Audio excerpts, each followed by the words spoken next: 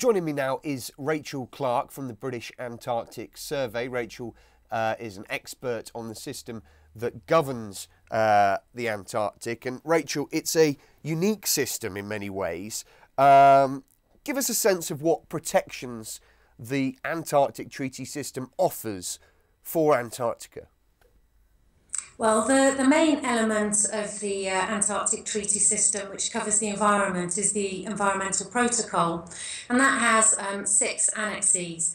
So this sets out the rules that stop us disposing of our rubbish in Antarctica. It requires us to have fuel spill contingency plans, so we're not causing a whole load of contamination to the environment. We have to do environmental impact assessments for every activity in Antarctica. So consider the environmental impact of all of our projects, our science projects, and work out a way to minimise those impacts. We can set up protected areas. So if, for example, our biologists find a particularly interesting colony of some native plant or animal, we could designate that an Antarctic specially protected area. More recently, we have the liability annex, which sets up the polluter pays principle. So if there's a major environmental incident in Antarctica, the person or the agencies that caused that would have to deal with the incident and get it cleaned up. So that last piece of legislation hasn't yet been enacted, but it does show that the legal system's evolving to meet the needs of the Antarctic environment. Yeah, so it's a comprehensive system, unique. There's nothing like it anywhere else. And one would think that the fact that it is so comprehensive and it clearly sets out very strict guidelines for the way people should operate in the Antarctica suggests that there is a commitment from the international community to maintain this. What would be the process, though, come 2041 with regard to the environmental protocols or 2048 with regard to the treaty itself? What would be the process for that to be renewed? Is it something that is relatively straightforward, or is there a chance that it could we could lose this international arrangement? Well, every year there's an Antarctic Treaty Consultative meeting, and that's where we discuss all the issues really related to Antarctica. I'm part of the delegation that represents the UK at the Committee for Environmental Protection, and we discuss various new guidelines. For example, we might agree new guidelines for tourists visiting a particular well-visited site. We might set up new protected areas, that kind of thing. So the protocol is really kept alive and up to date through that process. Obviously, we could, if the entire Antarctic Treaty System and all the consultative parties agreed, we could totally change the Antarctic Treaty or the Environmental Protocol if that's the consensus that was reached. But when it comes to the ban on mining, which I think is your particular interest, there isn't an immediate threat to that at all.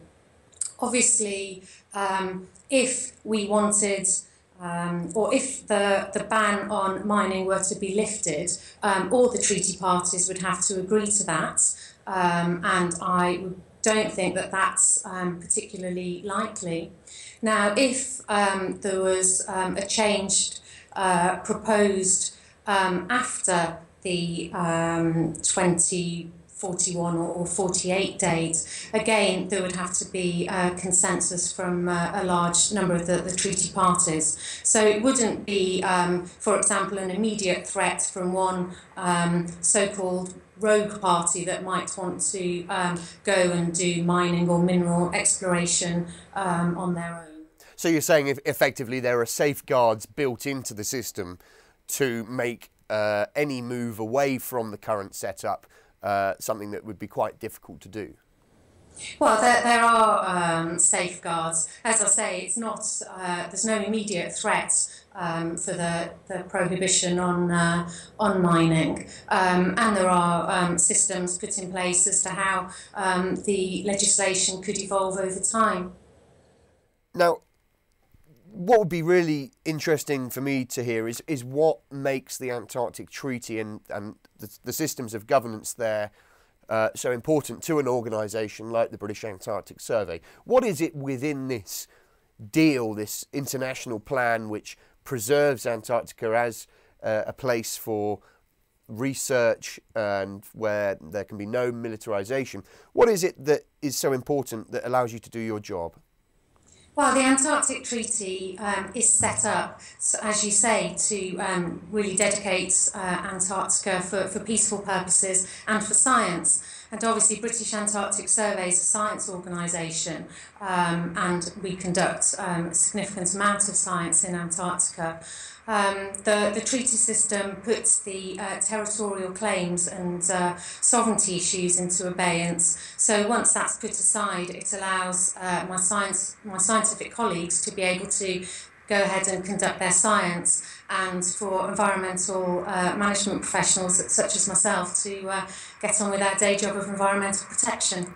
Okay, Rachel Clarke there from the British Antarctic Survey. Thank you very much for your time, and you can watch more videos like this on skynews.com, on our live blog, or on the Sky News iPad app.